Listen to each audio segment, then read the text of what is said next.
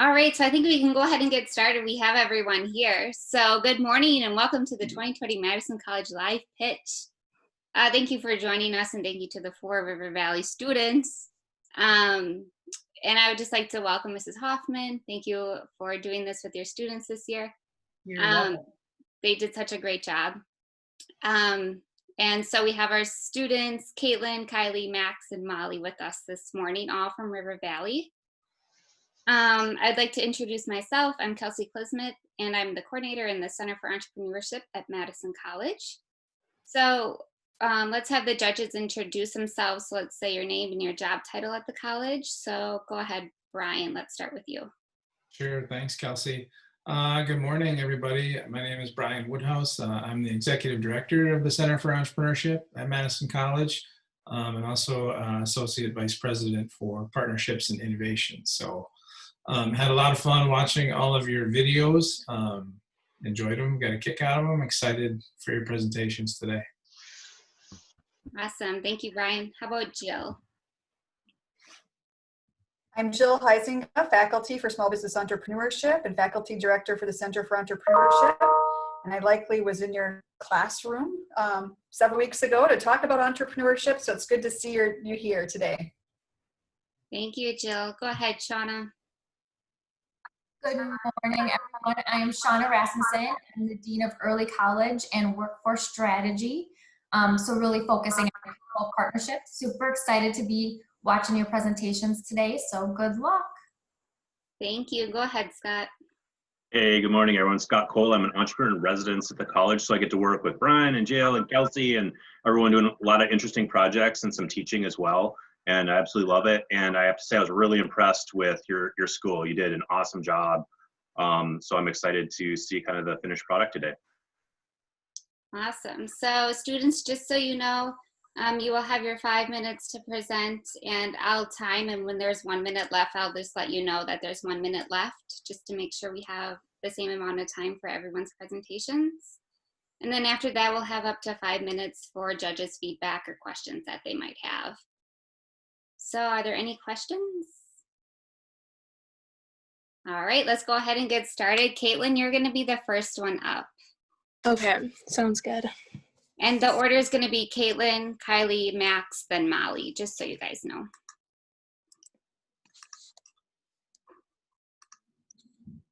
All right, are you able to see my screen? Yes, I can. Awesome. All right, and then when you guys are ready for the next slide, you can go ahead and just say next slide, and I'll just move on to the next. So whenever you're ready, Kate. Okay, next slide. Okay, so good morning. My name is Kate Hanson. I'm a sophomore at River Valley High School, and my invention is cool water. Next slide, please. Problem. Next slide. When I was first thinking of a problem, I thought about issues at my school. Our automatic water bottle fillers aren't always the coldest, and they can be, which they can be, and that's a struggle if you just want cold water or if you're an athlete thirsty during or after a hard practice. Also, what I know of, our only ice storage bin accessible to students is in our athletic hall in the athletic trainer's room, which is always locked during the day, so we don't have access to ice at all. So, next slide. Solution. Next slide, please. So my solution is to make small ice dispensers that can fit next to the water bottle filler. Next slide, please. How it works. You can pour water into the reservoir through a lid on the top, or if the facility chooses, they can connect it to the water line themselves. Our installation team does not do that. The recently poured water filters through into an ice tray with molds of the ice shape. Then the prongs, which are around 1.5 inches long and 1/2 inch thick, are lowered into the mold where the water is being held.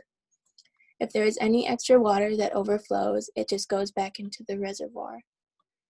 If the prongs then freeze for 6 to 10 minutes, it takes less time than putting water into an ice tray and putting that into the freezer, because the ice dispenser takes the water directly and freezes it.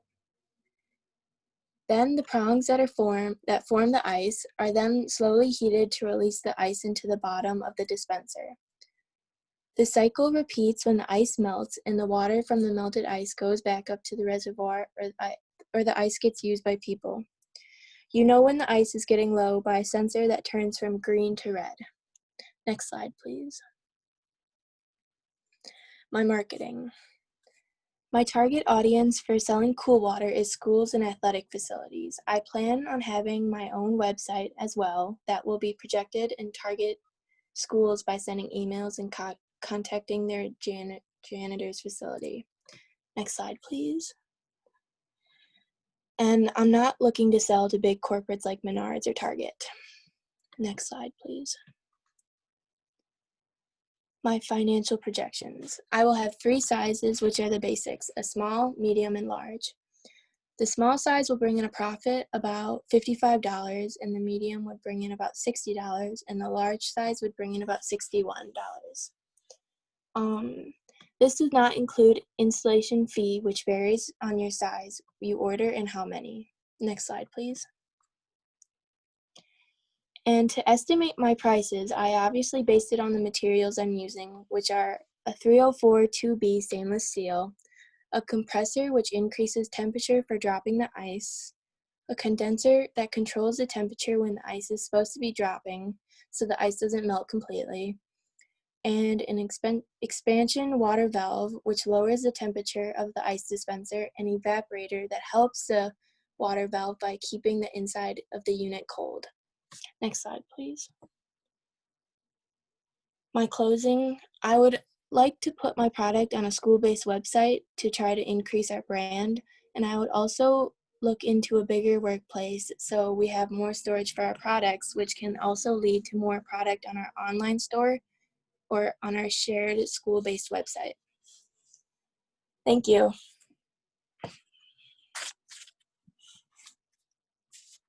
Good job, Kate. All right, judges, go ahead if you want to give feedback or have any questions. So this is Shauna. I'll go. I think you did a really good job explaining this. It's kind of complicated, and actually it's a great idea. And I think that the problem and the solution, you did a really good job explaining how that would work, because I don't understand any of this technology, and I feel like you did a really good job.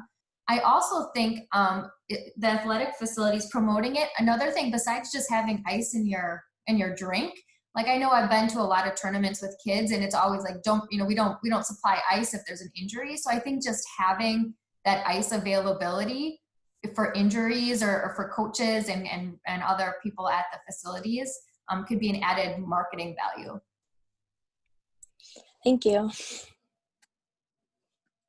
Yeah, I have a couple comments. I echo Shauna. I think it's a great idea. I love the concept of it. Yes, I think having ice available for lots of different reasons would be great. I know that whenever I want to get ice at school, I have to walk all the way down to the culinary area, in which I'm fortunate that I have a key. I can walk in there and get into ice bin, and not everybody can do that. So I think you've definitely hit on a problem area that there's not much available. A few questions I have, so just to understand the concept a little bit better. So it's constantly cycling and recycling the ice then in your machine. It's not, you don't have to hit a button and wait 6 minutes. Am I right on that? Yes, you're Okay. correct. And then the small, medium, and large is just how much ice it holds, or are those like Yes. bigger cubes? Okay, just how much it Just holds. how much it holds. Okay, so it's constantly running. Okay, that's great. From a marketing standpoint, yeah, I think, obviously the schools have the water bottle fillers and stuff are pretty universal in most places now. But I also think even outside of, we don't want to get into the big box stuff, but just office buildings have these things installed all over the place too for employees. Sometimes they have kitchens and stuff with refrigerators where they can get ice and stuff, but many times they don't, or that too can be inconvenient. So you might think about, commercial office buildings as another market for yourself. Okay. Could be a lot of opportunity there. And then, so if I was to buy one, let's say I went to your website and bought one, is it fairly easy to install that I could like my custodial staff or my building engineers could do that, or does your team need to come out and install it for me? You guys could install it too. It's fairly easy, but the installation team's only there if you just don't want to do it. Then we'll come and do it for you if I you don't see. want to. For an installation fee, of course, right? Yeah. Okay. Okay, cool. Great. Thank you. Thank you.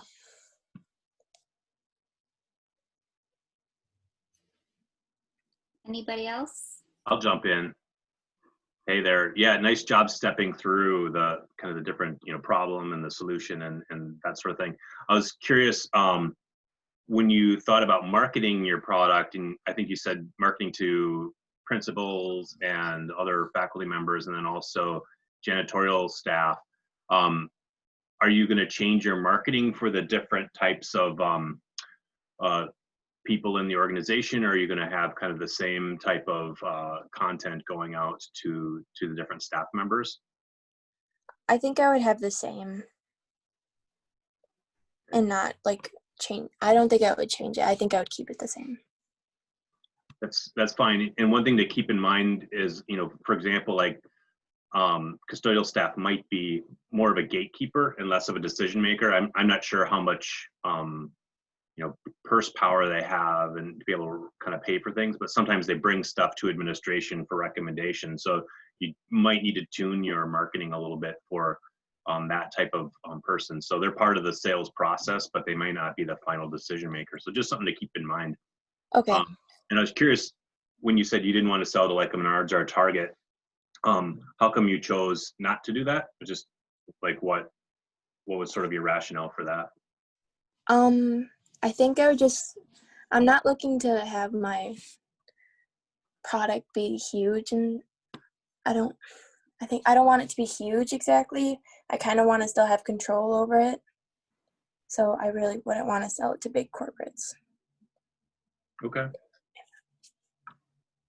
I'll go next. I think it's really smart to kind of stay in this niche type marketplace that you're in. I think that's super wise. And I think you could even probably charge more than what maybe your projections are, because I think it's a pain point that a lot of people have felt. And it would certainly, we're a culture that we like ice, we like things cold. And I think you could probably in the school setting charge a little bit more than what you're anticipating.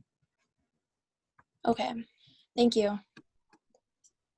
All right, let's move on to the next. Kylie, whenever you're ready, you can go ahead. Hi, my name is Kylie Maury. I'm a 9th grader at River Valley High School, and I invented the Blandwell. Next slide. Okay, the problem that I'm trying to fix with my invention is when you either forget a pillow or a blanket, or you're not able to carry both with you. One time that this happened to me was when I was on a car ride with my mom and dad, and my dad wanted to take a nap, but we only had a blanket in the car and we didn't have a pillow. So he was trying to pull his blanket around his head to also use as a pillow, but then he didn't have a blanket and he ended up getting cold. Next slide, please. The solution is the Blanelo, which is a combination of a pillow and a blanket, and it folds into a compact case on the back of a pillow for easy storage so that you don't have a whole blanket just sitting around. You can use it on car rides, flights, or just everyday use, like if you're wanting to take a nap or something. Next slide, please. So this is a picture of the Blanelo. So you can see that there's a pillow on the top, and then there's an elastic neck hole for you to put your head through when you're using it, so it stretches and isn't too tight or too loose. And then there's the blanket on the bottom. And then also underneath the pillow, there's a little pouch where you can tuck the blanket into when you store it. Next slide, please. So for my marketing and sales, I want my target market to be anyone who travels a lot, and then also kids, because they're usually going to be sleeping in the back seat while their parents are driving. And then my distribution channels would be popular stores such as Walmart or Target, and then online stores like Amazon. Next slide, please. The Blanelo cost me around $15 to make, and to make one of them.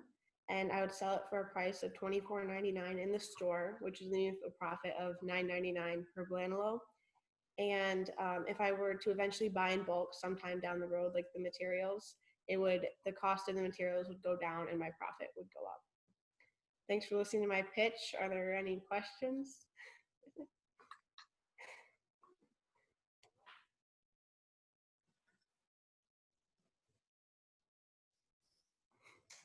So have you thought about how you would market it? And Yes. like, any ideas what you like think in social media? And also, do you actually use this? Do you have people that are currently in your life using this product? Yes, my dad likes to use it on car rides. I use it sometimes, so I'm just like taking a nap. Yeah, a lot of people. And then I've had like relatives come over and they've like, oh, do you want to make me one or something? That's really cool. But I would probably market it, yeah, through social media and maybe like ads on TV and stuff. Yeah, yeah, my daughter would love it. She's always like grabbing her pillow and her blanket for car rides, and then they end up like tossed somewhere. So I love the idea with the blanket can kind of fit in the pillow. So good job. Thank you. Kylie, I have to say that your video is very memorable and very well done. And I think that you presented the pain point really well and the solution to the problem that you presented. Very well done. Thank you. Yeah, I liked your video a lot, and I was just wondering if you had to pay your dad a commission for that acting job that he did, stuff in there. That was very. There he is. What a surprise appearance. That's great. No, it was really good. So yeah, I think you have a great concept. You know, I know that in my truck we always have a couple of those little blankets that fold up into the sleeves or fold up in themselves with Velcro or whatever. And yes, you're right. The one thing that's missing is the pillow. So unless you remember to bring that, so I think you're definitely onto something. And I like that it's 2-in-1. As I was just looking at a couple of options, like, you know, I think you could go a couple different ways. I mean, you can do it with kind of the neck hole, you know, so it all kind of, you just put that on if you want to. I don't know if that's cumbersome if you're in a car, or maybe just the idea of a pillow blanket combo could be, you know, maybe you could buy either the one that fits over your neck if you like doing that, or you just want a pillow blanket combo that matches and fits in a case. I mean, that might be two different product angles that you have for that. I don't know that anybody's doing that right now. I wondered when I watched your video and again today is, did you do any like like any kind of patent search at all? What was the name of that? It was really popular a couple years ago where it's like got the arm sleeves on it with the blanket. Cannot remember the name of that. I don't know if you looked at any of that, if they have a patent on it or anything. I didn't look at any of that, no, but I know that Snuggie doesn't have like a pillow blanket combination.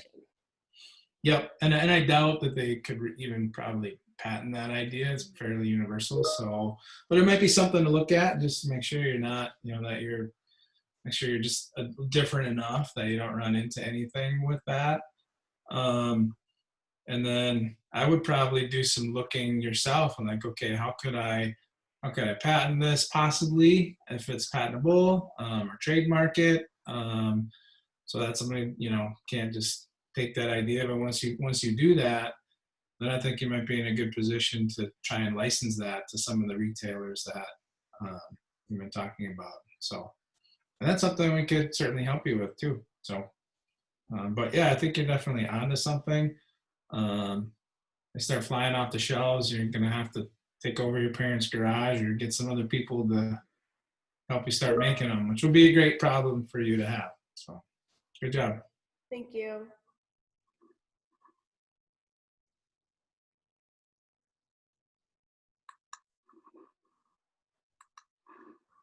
Anybody else? All right. Next up, we have Max. Whenever you're ready, Max. All right. Next slide, please. Hi, I'm Max Solomon, a sophomore at River Valley High School, and the product I have created solves the problem of canned chips being stuck or uneasy to get out of the bottom. And instead of making a mess by dumping them or sticking your whole arm down, you can use my lever-like system to get them to the top. Next slide, please. The problem. Pringles or other chip products get stuck at the bottom of the container, and that is annoying to reach your hand down and get the chips. Usually you end up spilling crumbs everywhere and getting your hand all dirty, and it's not worth it. Next slide, please. My solution. My product solves the problem by having a lever move the chips up to the top, so you can just grab right off the top. Next slide, please. Marketing and sales. My main goal with this product is to sell to the company that wants my product. For example, I would sell the Pringles company and have them use my product when producing their chips, and then people can use it. If Pringles would buy my product, it would also mean that other companies would have to buy my product to be even with Pringles. Next slide, please. Financial projections. My projected sales would depend on the sales of the companies I would sell to. So if Pringles is making $6.5 billion, my sales would be about $325 million. If I sold to other companies such as Lay's for their stacked chips, I would make $50 million. I estimated that I would make 5% of the sales of these companies.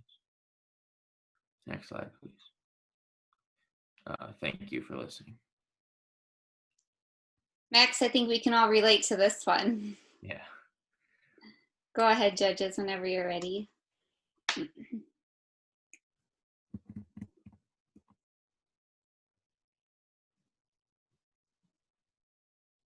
Scott. Hey, Max, this is kind of a fun one.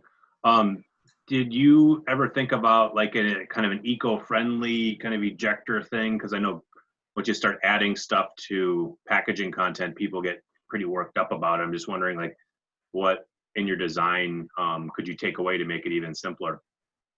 Yeah, I would like to have like into the bottom of the can would be like a little spring-like system, and then like the side would be cut open, and you could just pop that open and then slide that, and that would be all like reusable stuff.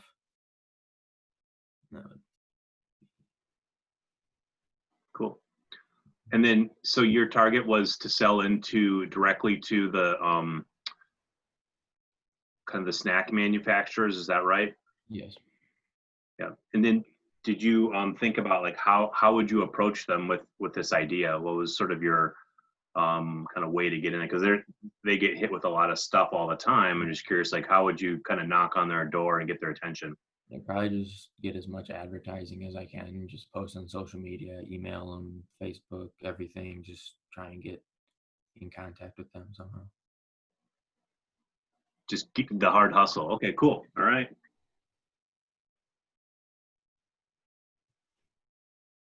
Max, this is Brian. Yeah, I like your idea. As many Pringles as we go through at my house, I'm sure my kids would love to have something like that. I can definitely identify with this problem. So, yeah, I think it's really clever. I think your approach, yeah, I think you could definitely go out. I think what you would have to look at first before you could approach, Pringles or Lay's or any of these companies would be getting some intellectual property protection on that product, so that you own it and you own that idea.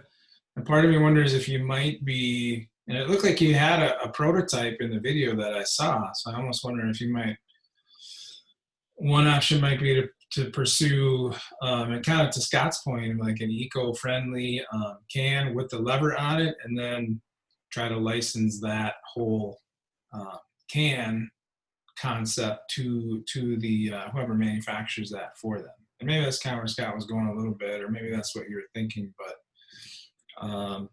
I would probably see that as what I would see as the best approach, maybe, is actually creating a couple prototypes and licensing that to them. Whether they give you 5% of their sales, I don't know. If you can work out that deal, man, we're gonna ask you to come back and be a donor for us. But I think it's a really cool concept. So congrats on that. Thank you.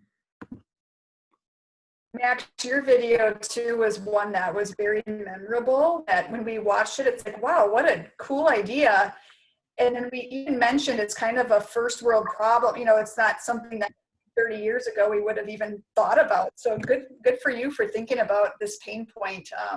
And it sounds like it's something that you've endured with your friends. You had some buddies in your video that helped you with the lever. So that's good. Nice job presenting. Thank you.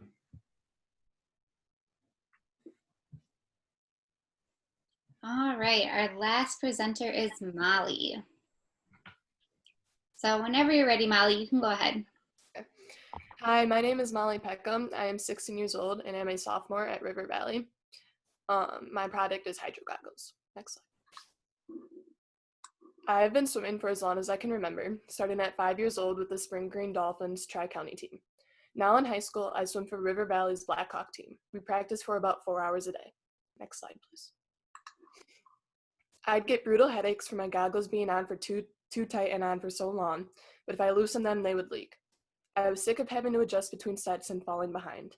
Before races, I'd constantly be worrying about my goggles falling off instead of focusing on my race.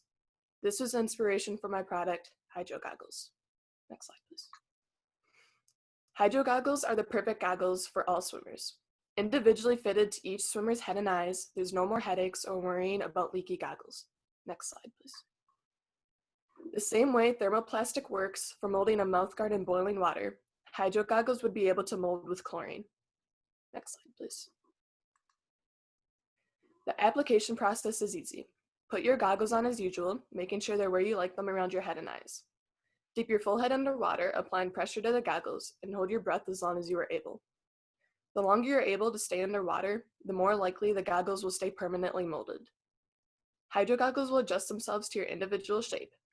If you don't quite like how the goggles are fitting, or there's a certain spot that doesn't feel comfortable, immediately dip your head back underwater, readjust the goggles, and repeat the process. Next slide, please. There are all different types of seasons of swimming, so hydro goggles would be sold year-round. They are available in many colors and would be sold in any swimming or sports store near you. Next slide, please. About 43 million swimming goggles are purchased each year. My first year of sales, I'd like to sell about 5% of that, meaning about 2 million hydro goggle purchases. After a few years, my goal would be to increase that percentage to 10 to 15%, selling about 4 to 6 million goggles per year. Next slide, please. Hydro goggles would sell for around $35 to $40. I estimate that they would cost about $15 to produce and would be mostly made of silicone and polycarbonate, along with some type of thermoplastic for the molding process. I think this is a reasonable price and that swimmers would most definitely buy my goggles if they become a hit and are the new thing.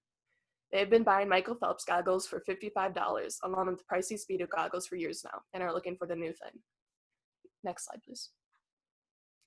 Our next step would be to produce goggles that could be molded in salt water as well as chlorine. We could look into producing other types of goggles for skiing or scuba diving to help attract other audiences to extend our business. To help become a better name brand, we could also sell clothes, caps, towels, bags, and other items. Next slide, please. I really believe swimmers would buy these goggles. If we could get famous people to sponsor them and get our name out, I think they could really be a hit. As a high school swimmer with such long practices in heat, I know it would make a huge difference to have comfortable fitting goggles. I think coaches would agree to stop hearing all the complaining. Feeling secure at meets is a huge deal, and a pair of goggles falling off in the middle of a race is a worse reason for getting a bad time. Feel confident and swim your best race. Thank you for your time. Great job, Molly.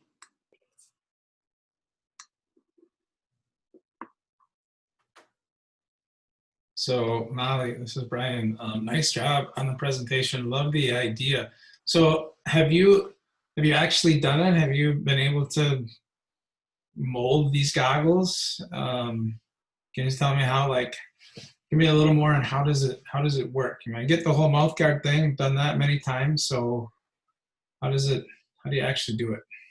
No, I've never been able to do it, but I was thinking, so if we had some kind of thermoplastic to line the goggles and then some type of chemical that could mold the chlorine, then you could kind of figure out how to mold it.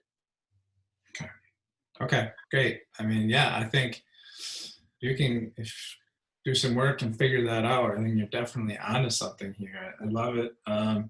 I really like the market research you did when I watched your video, and you had several million in sales in there. That was the first question that went in my head. It was like, well, how many? And then you really brought that around in this presentation, 5% of 43 million. So I think that's great research.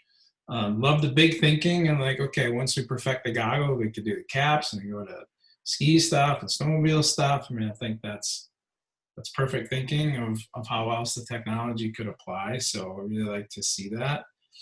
And so one question I had is would you see this as mostly for competitive Yeah. Folks? Yeah. Yeah, more competitive swimmers, and then once we're able to branch out, other swimmers. Okay. Yeah. Because I know we have a pool in my backyard, and these kids go through goggles like they grew on trees or something. And I don't know. I don't think we're spending $35 a pair on them. So I'm just wondering if, but that might be something though. I would certainly start with a competitive market, but as always, as another branch off, you could do maybe a lower cost version, maybe cheaper materials or something like that for just kids. I would love to find goggles that were a little more durable than the ones that we always seem to have laying around in the summer. So that could be another avenue to look at. So, Okay. But I think it's a great problem to solve. It makes a lot of sense. You did a nice job. Okay, thank you. Molly, Jill here. I think you do a really nice job storytelling. You talked about how you came upon this problem and the way that you were going to solve the problem, and then the process that you put in place. I'm going to first do this, and then I would do this, and then you went to the next step, and then you talked about a famous person maybe helping you market this. You did a really good job with telling that story. Thank you. Molly, it's Scott. I liked on one of the slides there how you mentioned that swimming is seasonal, and that's, I'm not a competitive swimmer, never was, and we had a pool growing up, but I never thought of that, of maybe even having different lenses or different goggle types for different, some people like to swim in lakes, some people like to swim in the ocean, pool, indoor pool, outdoor pool, and all those, the environment changes. So that's kind of cool. It gives your product a lot more depth and more options for people interested in swimming in the sport, but also recreation.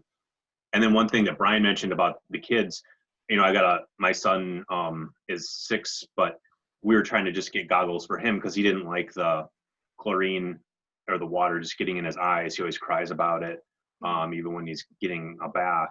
And getting those fitted for his eyes was really tricky. And I don't know how many pairs of goggles we ordered on Amazon that went back and forth. And I think we finally found some that he tolerates. But, even for like the little ones too, if there's a way to kind of fit their bones are so small and everything, to fit their eye sockets would be really cool. And I know parents will throw a lot of money at those things. They always do. And one question I had was, do you, when you're thinking about the kind of the fitting aspect of it, I think as Brian might have mentioned this a little bit as well, like what keeps them from refitting every time you go in the water? Is there, because you said it fits in chlorine, you submerge yourself, because like with the boiling thing with the mouth guard, like it's hot water, it forms it, and then your mouth doesn't get that hot to reform it again. It's solidified, but like what keeps in your mind, the goggles from reforming if you were under the water or in a competition or something like that? Yeah. What I was thinking is so once you hold the goggles underwater and they're permanently molded, the thermoplastic would kind of dissolve, so it wouldn't be able to remold every time you enter the water. Gotcha. Yeah, cool. that was my question too. Is this a one-time thing, or does it in one time, one person? So this isn't definitely, you wouldn't be sharing your goggles. This would be a one-time, one person pair of goggles. So. Right. Yes.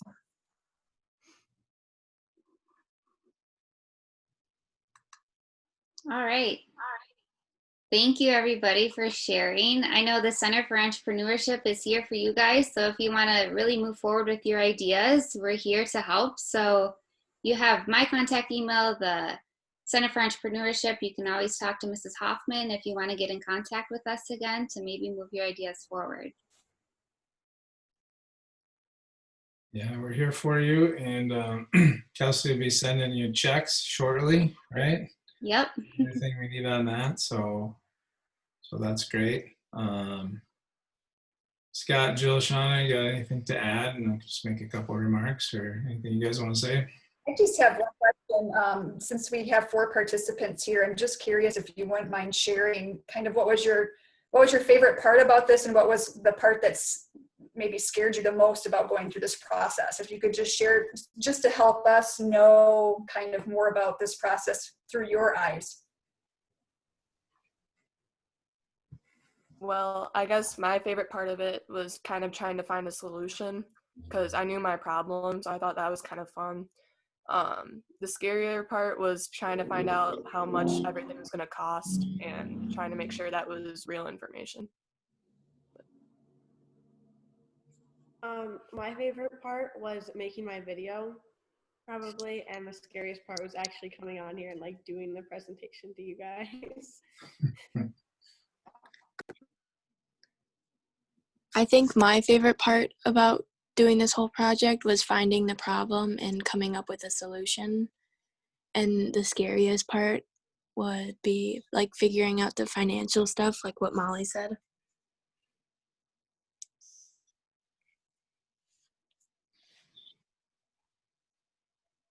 So are any of you gonna really pursue this? Like, are you thinking like this, you're gonna wanna keep researching and keep figuring out what's next and maybe moving forward with your ideas and your solutions?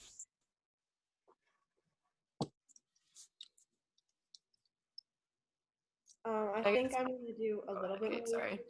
If you wanna go? No, you go. You're good. Okay. I think I'm probably going to do a little bit more research on it. I feel like this would definitely be a product that people would like and want to buy, but I don't know. I might pursue it. I don't know yet. Yeah. For mine, I'm not sure if mine's quite realistic yet. I need a lot of help from, like I said, a chemist and just it's a lot of kind of figuring stuff out for mine, but I think it's a good idea. Yeah, I'm not sure if I would follow through with mine. I'd think about it. It'd be a little tough trying to get it put all together and get all those supplies and do it all by myself, but maybe.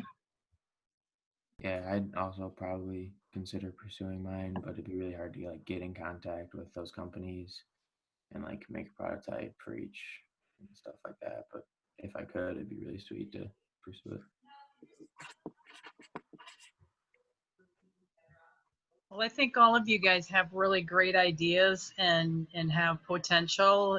So you need to, obviously we're not face to face yet, but you guys are all back in the fall, hopefully, that you could do some investigation this summer and we could move forward maybe in the fall when we're back together. Yeah, I think one of the major pitfalls for a lot of entrepreneurs is feeling like they have to do it all themselves. And I've been in that boat before too. So I think part of the journey is figuring out what can you really do and where do you need help, and then finding people who can help you. Find a chemist or find the person who can help you move that idea forward. So that's certainly part of the journey. And sometimes you go down that path and you find out that might be a dead end. That's okay. So now that one's closed off, and then you pivot and find the next avenue to keep pursuing that product. It's kind of what the whole journey is about. So I think all 4 of you have some really good concepts there. Enjoyed the videos. Thought your pitches were really good today. Scott, Jill, Shauna, Kelsey, me are here. Of course, Ms. Hoffman to help you moving forward if you want to do that, or to talk about your next idea too. A lot of entrepreneurs have multiple ideas, and some of them didn't work out, and then finally hit on one that made it all the way. But it's really, so just to close this out, that was one of the things I wanted to say to you guys, was that you have good business ideas. Appreciate the creativity that you brought into this. The essence of solving problems. You all identified a good problem that mattered to you and a way to solve it.